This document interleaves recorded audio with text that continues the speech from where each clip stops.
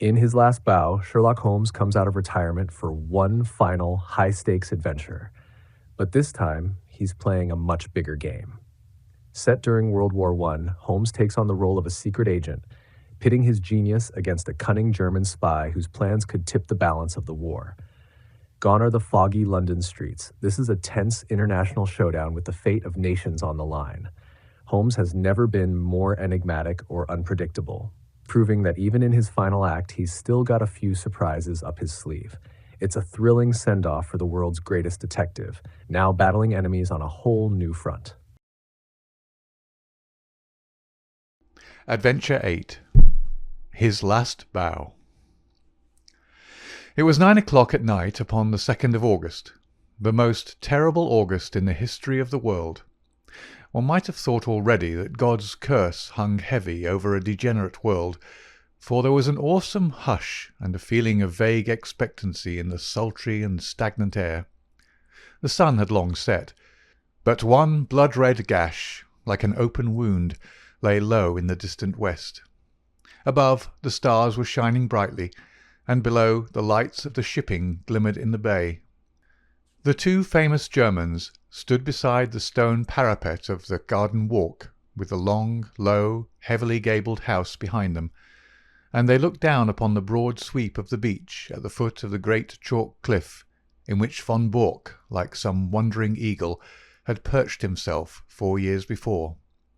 They stood with their heads close together, talking in low, confidential tones. From below, the two glowing ends of their cigars might have been the smouldering eyes of some malignant fiend looking down in the darkness. A remarkable man, this von Bork, a man who could hardly be matched among all the devoted agents of the Kaiser. It was his talents which had first recommended him for the English mission, the most important mission of all. But since he had taken it over, those talents had become more and more manifest to the half-dozen people in the world who were really in touch with the truth. One of these was his present companion, Baron von Herling, the chief secretary of the legation, whose huge 100-horsepower Benz car was blocking the country lane as it waited to waft its owner back to London. "So far as I can judge the trend of events, you will probably be back in Berlin within the week," the secretary was saying. "When you get there, my dear von Bork, I think you'll be surprised at the welcome you will receive. I happen to know what is thought in the highest quarters of your work in this country." He was a huge man, the secretary, deep, broad and tall, with a slow, heavy fashion of speech which had been his main asset in his political career. Von Bork laughed. "They are not very hard to deceive," he remarked. "A more docile, simple folk could not be imagined." "I don't know about that," said the other thoughtfully. "They have strange limits, and one must learn to observe them. It is that surfaced simplicity of theirs which makes a trap for the stranger. One's first impression is that they are entirely soft. Then one comes suddenly upon something very hard, and you know that you have reached the limit and must adapt yourself to the fact. They have, for example, their insular conventions, which simply must be observed." "Meaning good form, and what sort of thing?" Von Bork sighed as one who had suffered much. "Meaning British prejudice in all its queer manifestations. As an example, I may quote one of my own worst blunders. I can afford to talk of my blunders, for you know my work very well, to be aware of my successes. It was on my first arrival. I was invited to a weekend gathering at the country house of a cabinet minister. The conversation was amazingly indiscreet." Von Bork nodded. "I've been there," said he dryly. "Exactly. Well, I naturally sent a resume of the information to Berlin. Unfortunately, our good Chancellor is a little heavy-handed in these matters, and he transmitted a remark which showed that he was aware of what had been said. This, of course, took the trail straight up to me. You've no idea the harm that it did me. There was nothing soft about our British hosts on that occasion, I can assure you. I was 2 years living it down. Now you, with this sporting pose of yours—" "No, no, don't call it a pose. A pose is an artificial thing. This is quite natural. I am a born sportsman. I enjoy it." "Well, that makes it more effective. You yacht against them, you hunt with them, you play polo. You match them in every game. Your four in hand takes the prize at Olympia. I've even heard that you go the length of boxing with the young officers. What is the result? Nobody takes you seriously. You are a good old sport, quite a decent fellow for a German. A hard-drinking, night-club, knockabout town, devil-may-care young fellow. And all the time this quiet country house of yours is the centre of half the mischief in England, and the sporting squire the most astute Secret Service man in Europe. Genius, my dear von Bork, genius." "You flatter me, Baron, but certainly I may claim for 4 years in this country they have not been unproductive. I've never shown you my little store. Would you mind stepping in for a moment?" The door of the study opened straight onto the terrace. Von Bork pushed it back, and, leading the way, he clicked the switch of the electric light. He then closed the door behind the bulky form which followed him, and carefully adjusted the heavy curtain over the latticed window. Only when all these precautions had been taken and tested did he turn his sunburned aquiline face to his guest. "Some of my papers have gone," said he. "When my wife and the household left yesterday for Flushing, they took the less important with them. I must of course claim the protection of the embassy for the others."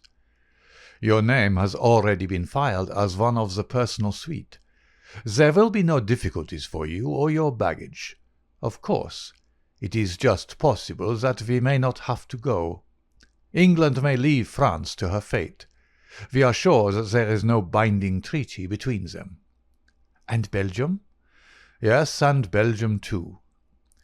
Von Bork shook his head. "I don't see how that could be. There is a definite treaty there. She could never recover from such a humiliation." "She would at least have peace for the moment." "But her honour—" "Tut, my dear sir. We live in a utilitarian age.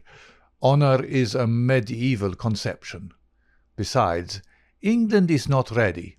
It is an inconceivable thing, but even our special war tax of 15 million, which one would think made our purpose as clear as if we had advertised it on the front page of the Times, has not roused these people from their slumbers. Here and there one hears a question. It is my business to find an answer. Here and there also there is an irritation. It is my business to soothe it. But I can assure you that so far as the essentials go, the storage of munitions, the preparation for submarine attack, the arrangements for making high explosives, nothing is prepared. How then can England come in, especially when we have stirred her up such a devil's brew of Irish civil war, window-breaking furies, and God knows what, to keep her thoughts at home? She must think of her future." "Ah, that is another matter. I fancy that in the future we have our own very definite plans about England, and that your information will be very vital to us. It is today or tomorrow with Mr. John Bull. If he prefers today, we are perfectly ready. If it is tomorrow, we shall be more ready still. I should think they would be wiser to fight with allies than without them, but that is their own affair. This week is their week of destiny. But you were speaking of your papers." He sat in the armchair with the light shining upon his broad, bald head, while he puffed sedately at his cigar. The large, oak-panelled, book-lined room had a curtain hung in the further corner. When this was drawn, it disclosed a large, brass-bound safe. Von Bork detached a small key from his watch-chain, and after some considerable manipulation of the lock, he swung open the heavy door. "Look," said he, standing clear with a wave of his hand. The light shone vividly into the open safe, and the secretary of the embassy gazed with an absorbed interest at the rows of stuffed pigeonholes with which it was furnished. Each pigeonhole had its label, and his eyes, as he glanced along them, read a long series of such titles as Fords, Harbour Defences, Aeroplanes, Ireland, Egypt, Portsmouth Forts, the Channel, Rosyth, and a score of others. Each compartment was bristling with papers and plans. "Colossal!" said the secretary, putting down his cigar. He softly clapped his fat hands. "And in all 4 years, Baron, not such a bad show for the hard-drinking, hard-riding country squire. But the gem of my collection is coming, and there is the setting all ready for it." He pointed to a space over which Naval Signals was printed. "But you have a good dossier there already." "Out of date and waste paper. The Admiralty in some way got the alarm, and every code has been changed. It was a blow, Baron, the worst setback in my whole campaign. But thanks to my cheque-book and the good Altamont, all will be well tonight." The Baron looked at his watch and gave a guttural exclamation of disappointment. "Well, I can really wait no longer. You can imagine that things are moving at present in Carlton Terrace, and that we have all to be at our posts. I had hoped to be able to bring news of your great coup. Did Altamont name no hour?" Von Bork pushed over a telegram. "Will come without fail tonight, and bring new sparking plugs. Altamont." "Sparking plugs, eh?" "You see, he poses as a motor expert, and I keep a full garage. In our code everything likely to come up is named after some spare part. If he talks of a radiator, it is a battleship, of an oil pump a cruiser, and so on. Sparking plugs are naval signals." "From Portsmouth at midday," said the secretary, examining the superscription. "By the way, what do you give him?" £500 for this particular job. Of course, he has a salary as well." "The greedy rogue. They are useful, these traitors, but I grudge them their blood money." "I grudge Altamont nothing. He is a wonderful worker. If I pay him well, at least he delivers the goods, to use his own phrase. Besides, he is not a traitor. I assure you that our most pan-Germanic Junker is a sucking dove in his feelings towards England as compared with a real bitter Irish-American." "Oh, an Irish-American." "If you heard him talk, you would not doubt it. Sometimes, I assure you, I can hardly understand him. He seems to have declared war on the King's English as well as on the English King. Must you really go? He may be here any moment." "No, I am sorry, but I have already overstayed my time. We shall expect you early tomorrow, and when you get that signal book through the little door on the Duke of York's steps, you can put a triumphant fine to your record in England." "What? Tokay?" He indicated a heavily sealed dust-covered bottle which stood with 2 high glasses upon a salver. "May I offer you a glass before your journey?" "No, thanks, but it looks like revelry." "Altamont has a nice taste in wines, and he took a fancy to my Tokay. He is a touchy fellow and needs humouring in small things. I have to study him, I assure you." They had strolled out onto the terrace again, and along it to the further end, where, at a touch from the Baron's chauffeur, the great car shivered and chuckled. "Those are the lights of Harwich, I suppose?" said the secretary, pulling on his dust-coat. "How still and peaceful it all seems. There may be other lights within the week, and the English coast a less tranquil place. The heavens, too, may not be quite so peaceful, if all that the good Zeppelin promises us comes true. By the way, who is that?" Only one window showed a light behind them. In it there stood a lamp, and beside it, seated at a table, was a dear old ruddy-faced woman in a country cap. She was bending over her knitting and stopping occasionally to stroke a large black cat upon a stool beside her. "That is Martha, the only servant I have left." The secretary chuckled. "She might almost personify Britannia," said he, "with her complete self-absorption and general air of comfortable somnolence. Well, au revoir, von Bock." With a final wave of his hand he sprang into the car, and a moment later the two golden cones from the headlights shot through the darkness. The secretary lay back in the cushions of the luxurious limousine, with his thoughts so full of the impending European tragedy that he hardly observed that as his car swung round the village street it nearly passed over a little ford coming in the opposite direction. Von Bock walked slowly back to the study when the last gleams of the motor lamps had faded into the distance. As he passed, he observed that his old housekeeper had put out her lamp and retired.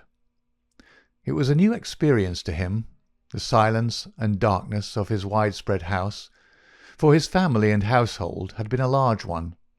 It was a relief to him, however, to think that they were all in safety, and that, but for that one old woman who had lingered in the kitchen, he had the whole place to himself. There was a good deal of tidying up to do inside his study, and he set himself to do it until his keen, handsome face was flushed with the heat of the burning papers. A leather valise stood beside his table, and into this he began to pack very neatly and systematically the precious contents of his safe. He had hardly got started with the work, however, when his quick ears caught the sounds of a distant car. Instantly he gave an exclamation of satisfaction, strapped up the valise, shut the safe, locked it, and hurried out onto the terrace. He was just in time to see the lights of a small car come to a halt at the gate. A passenger sprang out of it and advanced swiftly toward him, while the chauffeur, a heavily built elderly man with a grey moustache, settled down like one who resigns himself to a long vigil. "Well?" asked von Bock eagerly, running forward to meet his visitor. For answer the man waved a small brown paper parcel triumphantly above his head. "You can give me the glad hand tonight, mister," he cried. "I'm bringing home the bacon at last." "The signals?" "Same as I said in my cable. Every last one of them. Semaphore, lamp, code, Marconi. A copy, mind you, not the original. That was too dangerous. But it's the real goods, and you can lay to that." He slapped the German upon the shoulder with a rough familiarity from which the other winced. "Come in," he said. "I'm all alone in the house. I was only waiting for this. Of course, a copy is better than the original. If an original were missing, they would change the whole thing. You think it's all safe about the copy?" The Irish-American had entered the study and stretched his long limbs from the armchair. He was a tall, gaunt man of 60, with clear-cut features and a small goatee beard, which gave him a general resemblance to the caricatures of Uncle Sam. A half-smoked, sodden cigar hung from the corner of his mouth, and as he sat down he struck a match and relit it. "Making ready for a move?" he remarked as he looked round him. "Say, mister," he added as his eyes fell upon the safe, from which the curtain was now removed, "you don't tell me you keep your papers in that?" "Why not?" "Gosh, in a wide-open contraption like that? And they reckon you to be some spy? Why, a Yankee crook would be into that with a can-opener. If I'd known that any letter of mine was going to lie loose in a thing like that, I'd have been a mug to write to you at all." "It would puzzle any crook to force that safe," von Bock answered. "You won't cut that metal with any tool." "But the lock?" "No, it's a double combination lock. You know what that is." "Search me," said the American. "Well, you need a word as well as a set of figures before you can get the lock to work." He rose and showed a double radiating disc round the keyhole. "This outer one is for the letters, the inner one for the figures." "Well, well, that's fine." "So it's not quite as simple as you thought. It was 4 years ago that I had it made, and—" What do you think I chose for the word and figures? It's beyond me. Well, I chose August for the word and 1914 for the figures. And here we are. The American's face showed his surprise and admiration. My, but that was smart. You had it down to a fine thing. Yes, a few of us even then could have guessed the date. Here it is, and I'm shutting down tomorrow morning. Well, I guess you'll have to fix me up also. I'm not staying in this goddamn country all on my lonesome. In a week or less, from what I see, John Bull will be on his hind legs and fair ramping. I'd rather watch him from over the water. But you're an American citizen. Well, so is Jack James an American citizen. But he's doing time in Portland all the same. It cuts no ice with a British copper to tell him you're an American citizen. It's British law and order over here, says he. And by the way, mister, talking of Jack James, it seems to me you don't do much to cover your men. What do you mean? Von Bork asked sharply. Well, you're their employer, ain't you? It's up to you to see they don't fall down. But they do fall down, and then when did you ever pick 'em up? There's James. It was James' own fault. You know that yourself. He was too self-willed for the job. James was a bonehead, I give you that.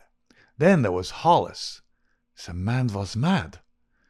Well, he went a bit woozy toward the end. It's enough to make a man bughouse when he has to play a part from morning to night with 100 guys all ready to set the coppers wise to him. But now there's Steiner. Von Bork started violently, and his ruddy face turned a shade paler. What about Steiner? Well, they got him, that's all. They raided his store last night, and he and his papers are all in Portsmouth jail. You'll go off, and he, poor devil, will have to stand the racket, and lucky if he gets off with his life. That's why I went to get over the water as soon as you do. Von Bork was a strong, self-contained man, but it was easy to see that the news had shaken him. How could they have got on to Steiner? He muttered. That's the worst blow yet. Well, you nearly had a worse one, for I believe they're not far off me. You don't mean that? Sure thing. My landlady down Fratton way had some inquiries, and when I heard of it I guessed it was time for me to hustle. But what I want to know, mister, is how the coppers knew these things. Steiner is the 5th man you've lost since I signed on with you, and I know the name of the 6th if I don't get a move on. How do you explain it? And ain't you ashamed to see your men go down like this? Von Bork flushed crimson. How dare you speak in such a way? If I didn't dare things, mister, I wouldn't be in your service. But I'll tell you straight what's in my mind. I've heard that with you German politicians, when an agent has done his work, you're not sorry to see him put away. Von Bork sprang to his feet. Do you dare to suggest that I have given away my own agents? I don't stand for that, mister. But there's a stool pigeon or a cross somewhere, and it's up to you to find out where it is. Anyhow, I'm taking no more chances. It's me for Little Holland, and the sooner the better. Von Bork had mastered his anger. We have been allies too long to quarrel. Now at the very hour of victory, he said. You've done splendid work, and taken risks, and I can't forget it. By all means go to Holland, and you can get a boat from Rotterdam to New York. No other line will be safe for a week from now. I'll take that book and pack it with the rest.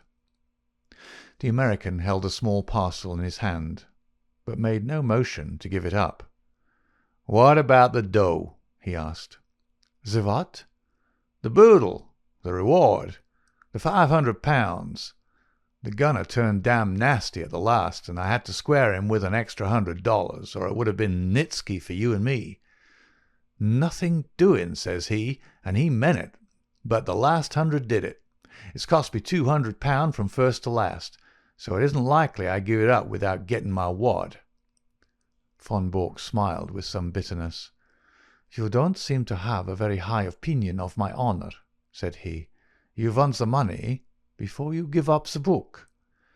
"Well, mister, it is a business proposition." "All right, have your way."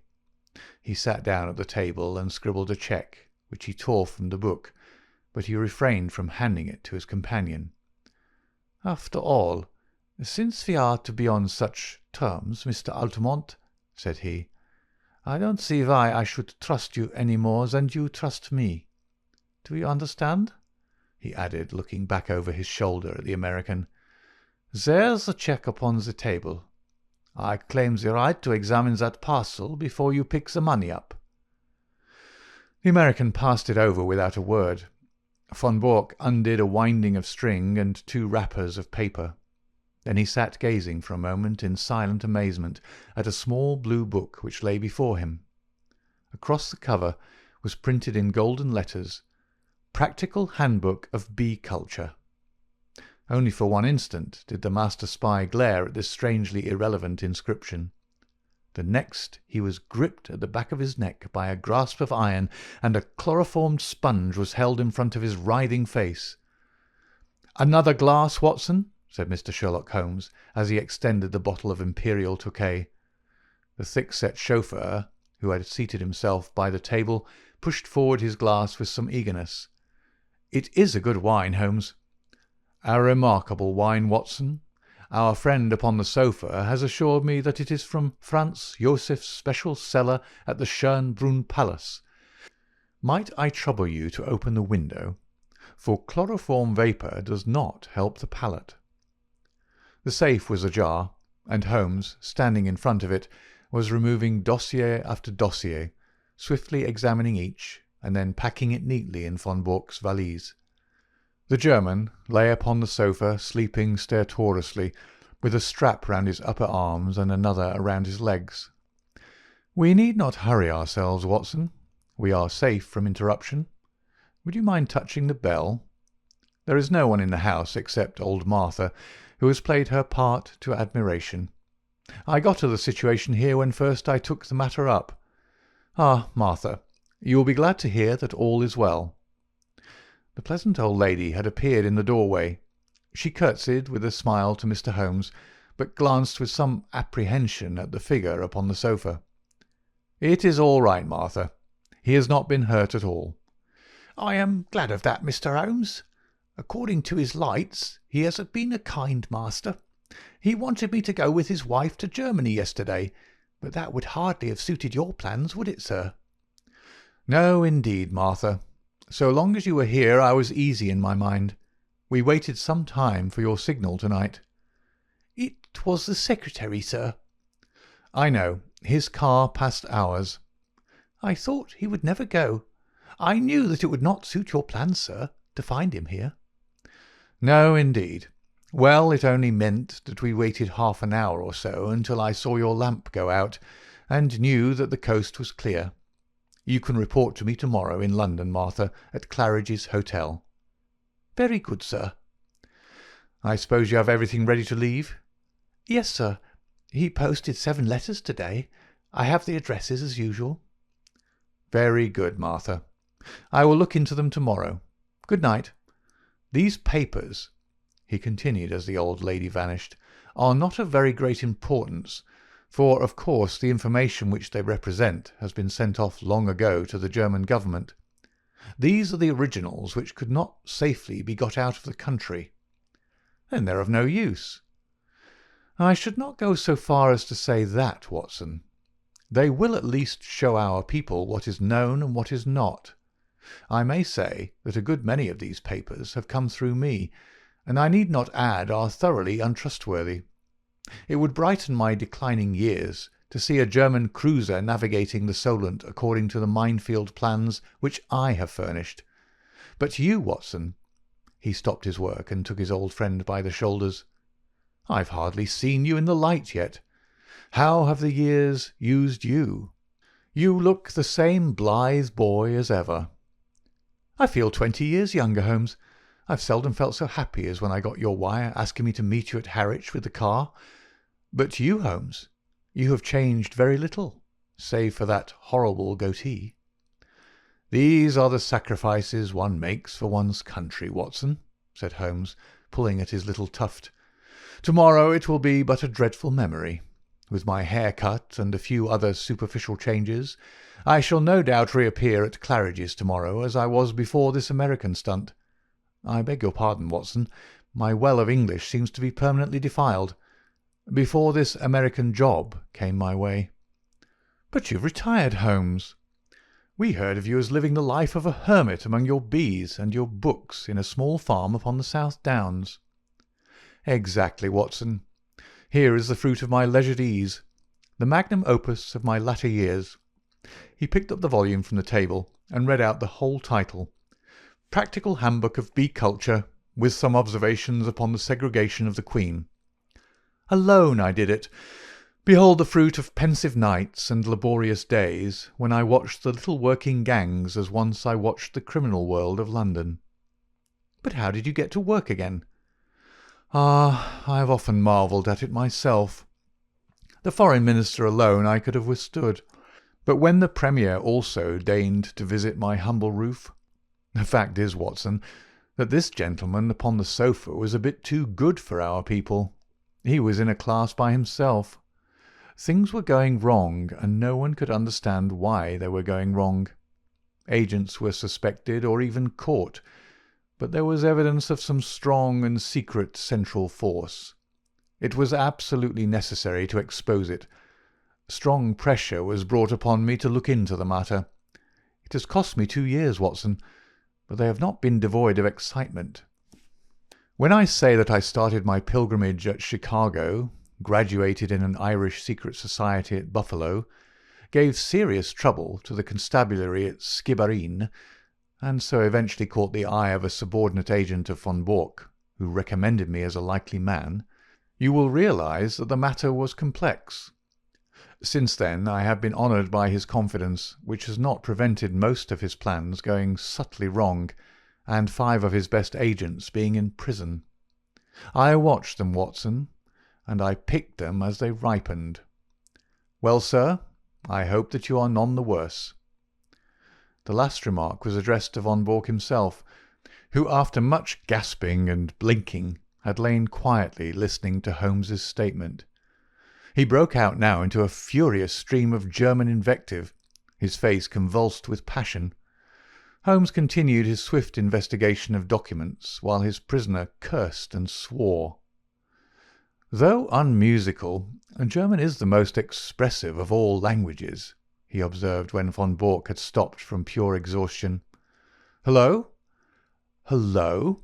he added as he looked hard at the corner of a tracing before putting it in the box. "This should put another bird in the cage.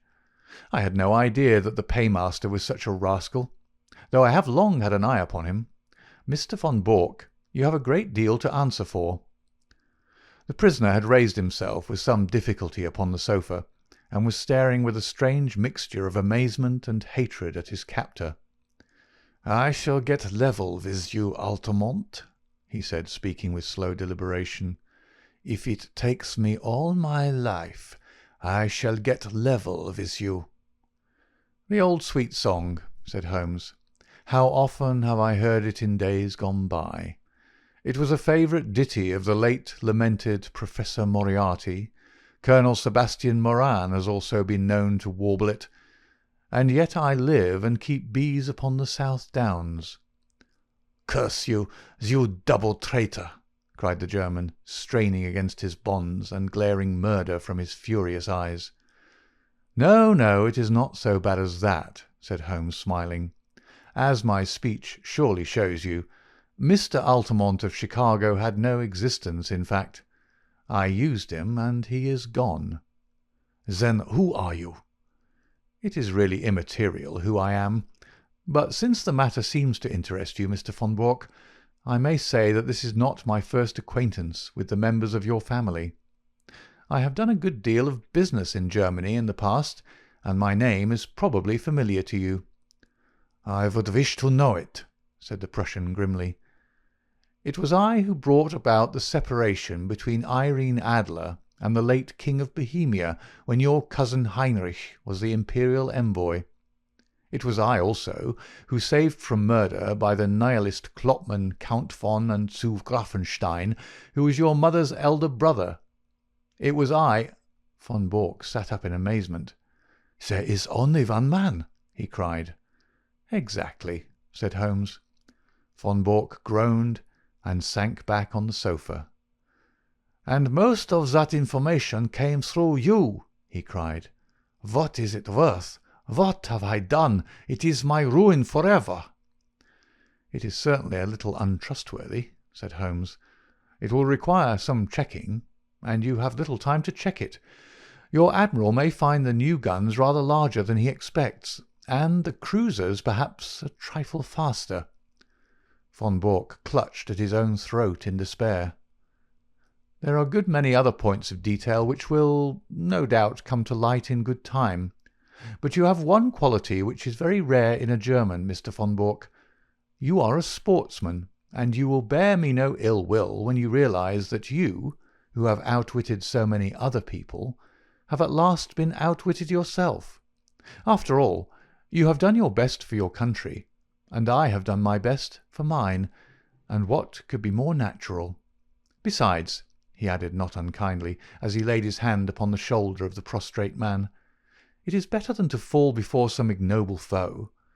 These papers are now ready, Watson. If you will help me with our prisoner, I think that we may get started for London at once." It was no easy task to move Von Bork, for he was a strong and a desperate man. Finally, holding either arm, the two friends walked him very slowly down the garden walk which he had trod with such proud confidence when he received the congratulations of the famous diplomatist only a few hours before. After a short final struggle he was hoisted, still bound hand and foot, into the spare seat of the little car. His precious valise was wedged in beside him.